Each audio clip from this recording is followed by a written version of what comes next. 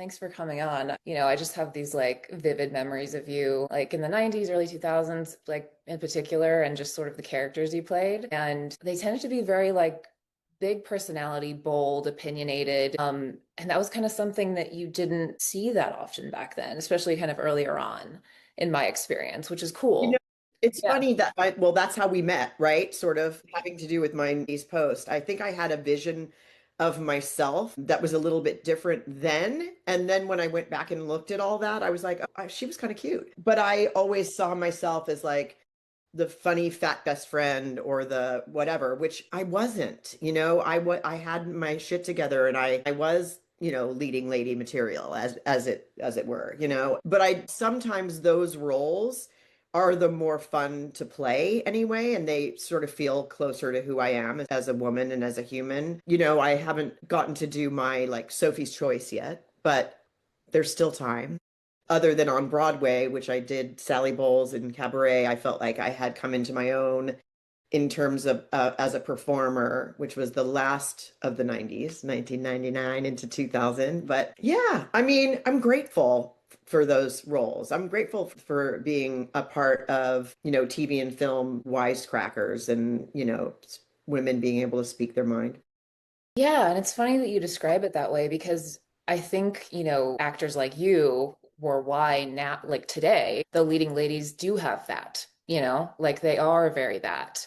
And, now we have permission to be like, yeah, that's, that always was badass. And yeah, sure, there are the Sophie's Choice, options out there, but we But contain they more aren't people. always an option at this point in a career and in midlife. Hopefully, praise God, let this be the Right, middle. But they are few and far between, and there's a few women right now that are doing them all.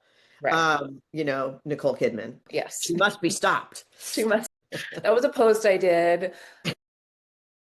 We're all obsessed with her. We get it. We get it, Nicole. Yes, we Yeah. do. We Yeah. do, absolutely. But yeah, I mean, thank you for saying that. I mean, I think we did sort of pave the way for people to come out, for people to, to be serial monogamous, to be, have sexual fluidity, to have, to not be, to be a single woman, their whole, to may used to be a spinster. And now it's like, it's okay. Like I have a lot of friends my age that have chosen not to be married people or have children, and that's their choice.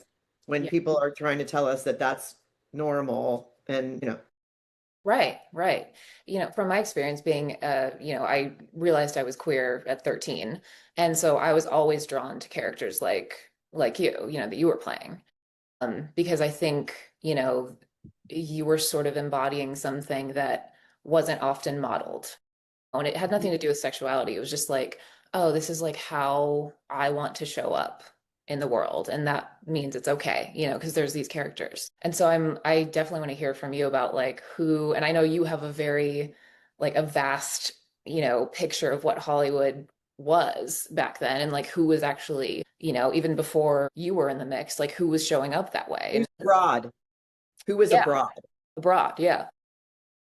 It's funny, I was thinking about this talk this morning, sort of like trying to think about who I would talk about, who I emulated, who I whatever, who gave me permission. And the first, it's very forefront on my mind because I'm actually doing a project about my parents right now. I'm putting it together and developing it. But this was my mother. Like that's my mom.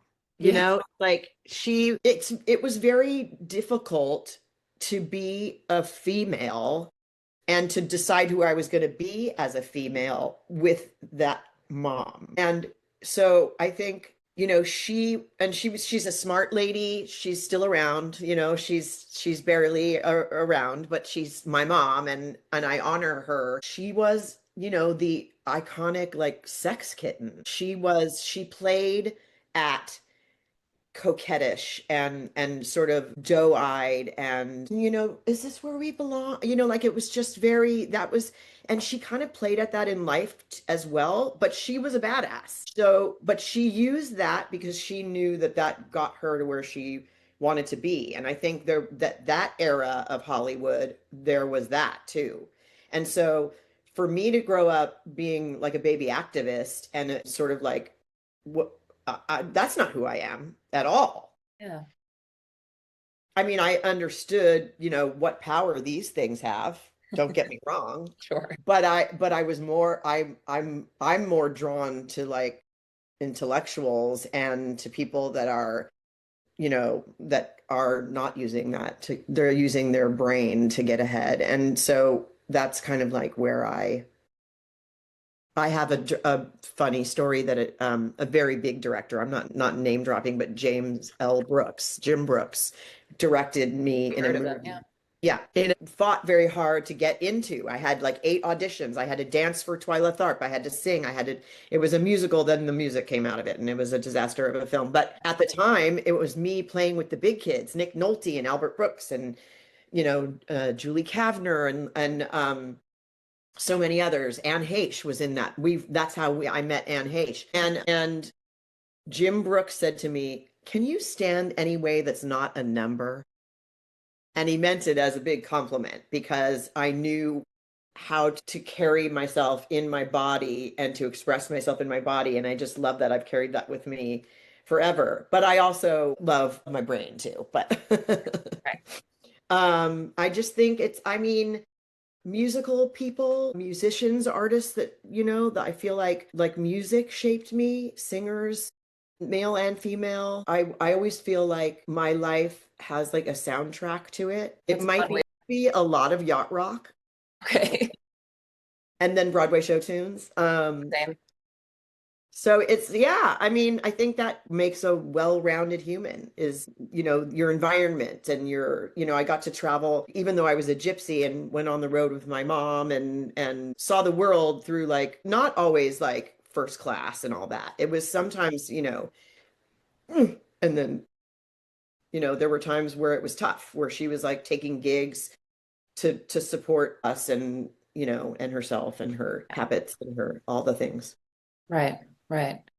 Yeah, I love that you threw in like musicals and music in general because it's funny the people I've spoken to about this topic so far all kind of draw from music and or musicals. And I think like when you're exposed to that early on, it's like you kind of get into your body in a way that maybe some other We were performers the are. buffet. We were like made fun of, the musical Yeah. theater kids, Yeah, I mean, because yeah. that's where, but that also, like to me, when they talk about, I mean, I have 5 kids. I have kids that have gone through school and we fight to keep music and art and even sometimes science in the classroom. And when I was in high school, and I went to college for theater too, Emerson College, but when I was in high school, the theater department kept me in the school. Like I didn't like it. I didn't identify with kids. I had been on the road. I was, like I gravitated towards adults even back then, but Mhm. the theater department kept me my ass in the seat, like so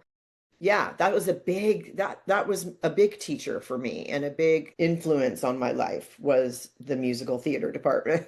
That's great. I wish I had that because I was a musical theater kid from age 3 and like, I went to high school and I hated it and I just wanted to be, I also gravitated toward adults my entire life. But the theater department kind of sucked. I was like, I wish I had some kind of Oh. like art involved here that kind of like I was just calling out sick all the I time. mean, I went to a lot of schools, but I landed my last 2 years in Beverly Hills High School, which is a Yeah. funny story in and of itself because we didn't live in Beverly Hills. Yeah. And I they had like state of the art, stage backstage and the teachers were insane. They were like incredible teachers that people loved, like fathers and uncles and they had been there 30. John Ingle is the guy who ran the musical theater department. He was there 30 years and he was my teacher. Wow. He directed us in everything and it was definitely a foundation. That Mhm. school was definitely a foundation for then ending up on Broadway. My first time, I was just like, hey, guess what? Yeah. We did Yeah. it. My gosh. I love hearing that, especially I feel like in this day and age, like we want authentic artistic experiences right in front of us, with like the AI of it all and it's like we crave theater. So like I want you back on the stage now. I know. I'm way into it. I'm way into finding a show Good. to go into. It's Yeah. it's it's a focus for me. Yeah, okay, good. So, being a theater nerd, do you remember any specific sort of women or shows that kind of particularly stuck out where you were like, oh yeah, that? I mean, I saw Jennifer Holliday in Dreamgirls. I was there by myself. I was 3 rows back, and I felt like I was in church. I mean, I know everybody around me felt the same thing. You like stood up out of your seat in the middle of a song and had your hands up in the air like you can't, I can't, and then I got to work with her years later, and she's adorable. And I told her that. I said, she sang background for my mom for like a hot second when she was like 19 years old, and then she was discovered on Broadway. So it was such a trip, Oh, you know. I'm trying to think, I saw The King and I saw Yul Brynner play the king, he was in the film, and he right. did it at the Schubert Theater in Los Angeles and took 9 curtain calls. And he was so like it was just such he embodied that character so much, and it was like a lifetime of that character. I remember seeing The Wiz at same at the Schubert here in Century City. It doesn't even exist anymore, that theater. And I Yeah. saw like Michael Jackson and Diana Ross, and like it was like, what am I a part of right now, And I'm trying to think of what else. I mean, I wish I would have gotten to see Ethel Merman. My mom said she saw Ethel Merman do Gypsy, and I'm so jealous. I mean, Gypsy in and of itself, like I saw Bernadette Peters, that show is just, I always thought that's a role that I should play. yeah. Maybe someday, if I don't age myself out. I'm the right age right now. Yeah, absolutely. God.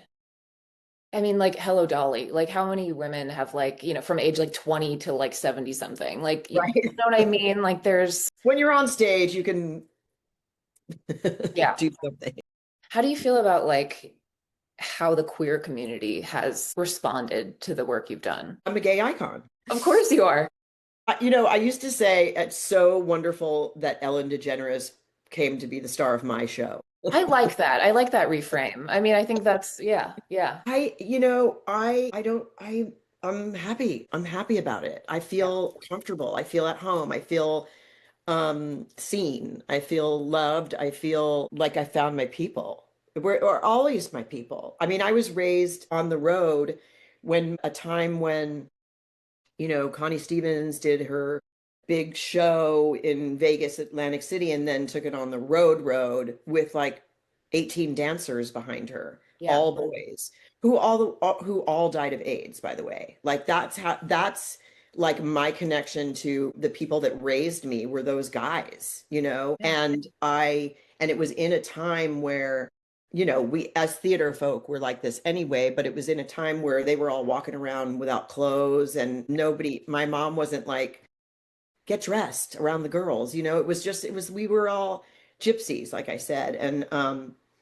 And so my sort of entry level into being around queer people was birth, I had an uncle that actually died of AIDS in 1995, and was like part of the trials to, now you can live and survive, and it's amazing. And he didn't, but he was a man who never came out to us, which was wild for me because I myself was so comfortable in welcoming whatever anybody, who they loved, who they, we didn't even really talk about it like that. We didn't say who was what, but it was also in a time where we all knew that Uncle John was gay, but he never came out to us. And we all stood and watched him take his last breath and die from a disease that he got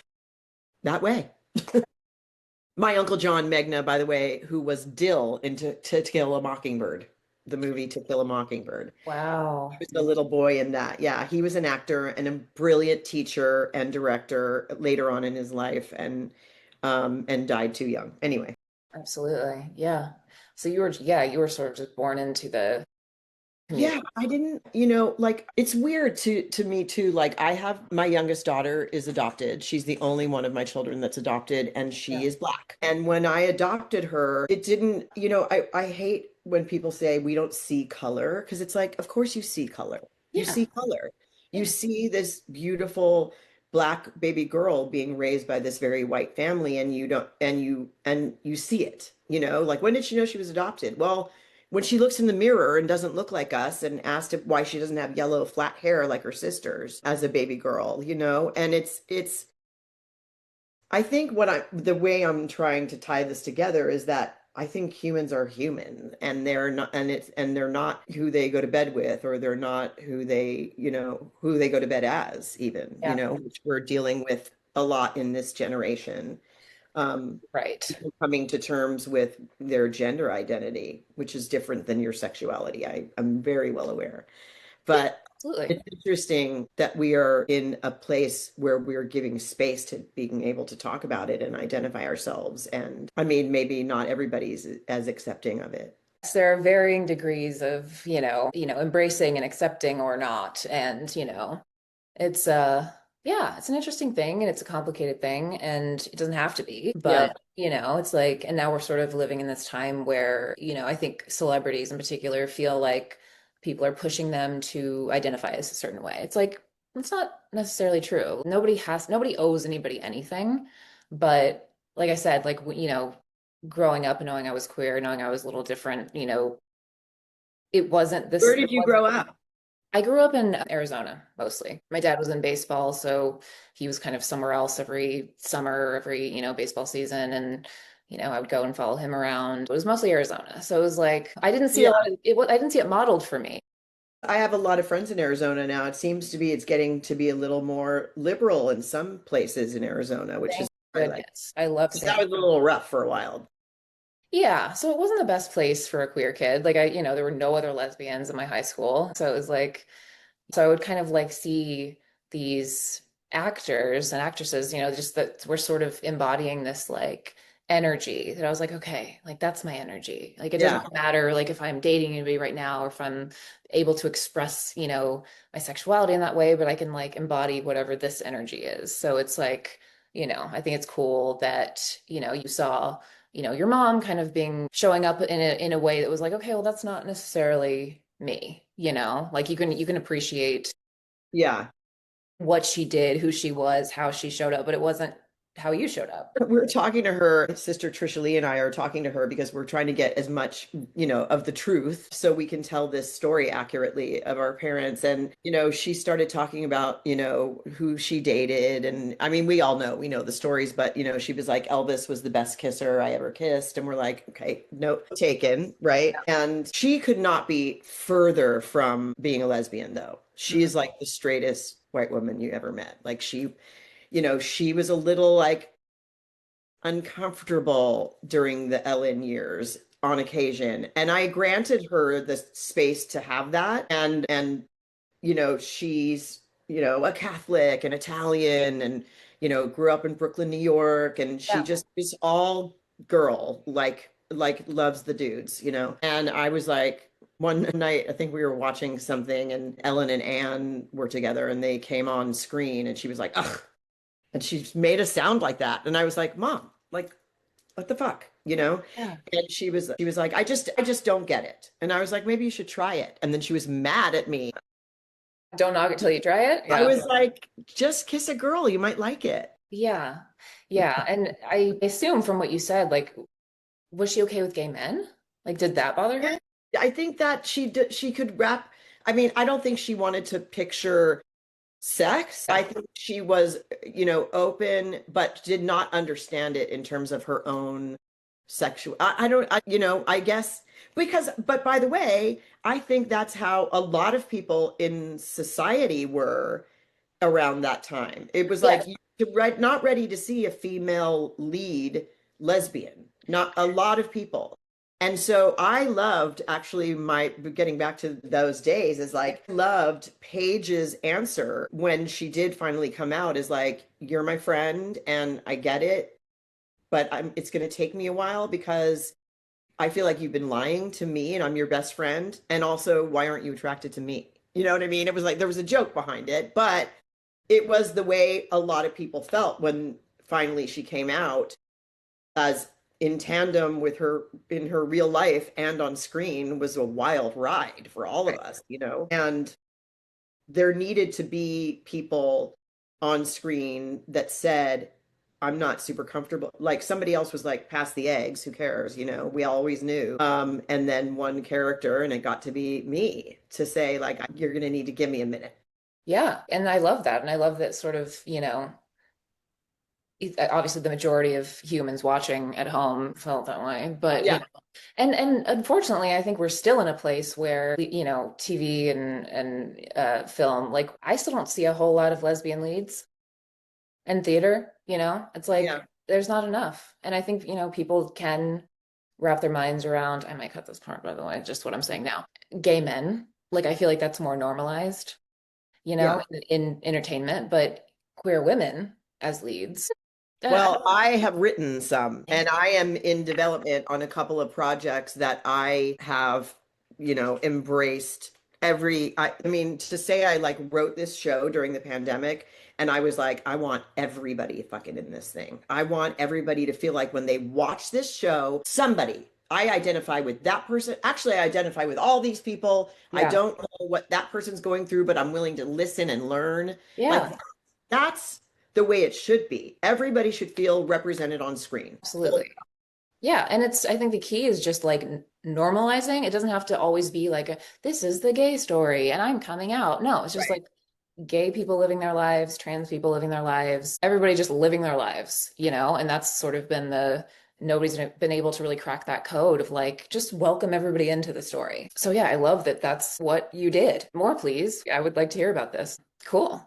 Awesome. Yeah. I think another thing in terms of my mom too is that I watched her from a young age, like from actually 6 months old, she left and went to Vietnam to entertain the troops with Bob Hope. Like there Wow. were things that was really important to her, her military service. But and she jokes like I fought in 4 wars because she did. She entertained everyone. And then what we went, my sister Trisha and I went to the Persian Gulf right before we got into conflict in 80 whatever 7 it was. And we entertained the troops. Like we learned that thing that was like, and my union service. My mother was the secretary treasurer of Legacy SAG, and now I took that role on a couple of years ago. Now I'm the president of the Los Angeles local, which is super exciting. And my union service is really important to me and kind of model that after my mom. Like she took that on.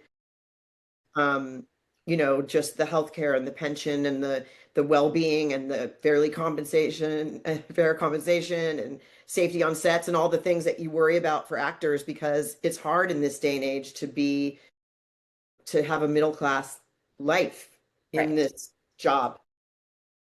When you talk to young people, they don't think about buying a house. They think about like the next paycheck and are they going to have enough to have health care? And that's terrible. We're in a big, big, big profit sharing kind of a world right now. And we should be participating ongoing in all the stuff that we make. So that I kind of modeled after her and learned my sort of baby activism and raising my 3 daughters to be that way too. And they're amazing humans. And I'm like, ooh, I made those. I love that. Yeah. Yeah. And I can't wait to see more of the project you're working on, both projects. I mean, definitely keep me updated on that. Is there anything more you want to say about that, by the way, like promotion wise or anything that's coming up or anything? It's all like in this this is what happened. I Yeah. kind of, the year of the fire horse, and I was like, I'm really a girl who doesn't take yes for an answer. Like I will keep after it and I woke up, I keep looking at the gram and it's like Scorpios are on fire, and it's like I already know I'm on fire. Yeah. But I wanted to utilize this fire horse year and bring everything to fruition. So that's what I'm doing. I was like, I don't care at this age. I don't care. I'll make a call to anybody about Yeah. anything. Like if you have a problem with anything, I'm your girl. Right. I love that attitude, by the way, and I try to model that for myself. Is like, what's like, I'll ask anybody, like you said, I'll ask anybody anything. What's the Yeah. harm in asking for what you want? Yeah. So that is the kind of energy that I Or feel like. just not even asking, or just not even asking, just accepting that it's going to be done and Right. and grateful. I'm so grateful that happened. I'm so Yeah. grateful that we're making this show now. It's so amazing. I've been writing this my whole life, and now we're going to do it. So, yay for us. And I can't wait to hang out with you in New York City. Yeah, hell yeah. Multiple times, hopefully. When you're back on Broadway, Yes. when that happens. Yes. No ticket. Am I allowed to ask about the comment you made on my video, which was everybody made out at Carrie Fisher's house? Am I allowed to ask? I mean, there's no, it's everything that you imagine. It was just So like a what known thing back then. she was, first of all, like the world lost Princess Leia. I lost everything, you Yeah. know. I still have a sister. She's my full blood, 14 months apart Irish twin sister who we do everything together. But Carrie was a force, as everybody knows, and she was the smartest person. And I wish that I could get notes from her on this script that I've written. And I wish that I could, talk about the second Trump presidency with her because she'd not be happy about that. But just in a fun thing, her parties were legendary, and it was because it was this wild group of everyone. I mean, everyone.